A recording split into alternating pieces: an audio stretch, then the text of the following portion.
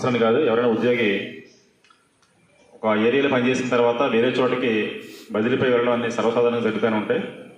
చేసినప్పుడు వాళ్ళ యొక్క సర్వీస్ కానీ వాళ్ళకి గుర్తించడం మినిమం కట్టసి. అది సారు మనం ఎప్పటి నుంచో 3 days నుంచి ప్లాన్ చేసుకుంటున్నాం. ఇలానే ఈ బిజీ షెడ్యూల్లో సార్ ఇంక ఈరోజు ఎలా అయినా పెట్టాలని చెప్పి అరేంజ్ చేశారు. Thank you sir.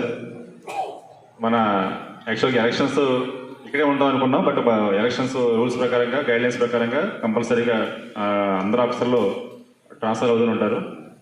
నేను చేసినప్పుడు నేను భీమరాజ్ సీఏ దగ్గర రిపోర్ట్ చేశాను. సార్ దగ్గర ఒక 5 months చేసిన తర్వాత నబీ సార్ వచ్చారు. నబీ సార్ నాకు మేమంతా జిల్లాలో కృష్ణా జిల్లాలో చేశాం కాబట్టి లాస్ట్ 10 years నుంచి కూడా సార్ నాకు పరిచయం ఉంది.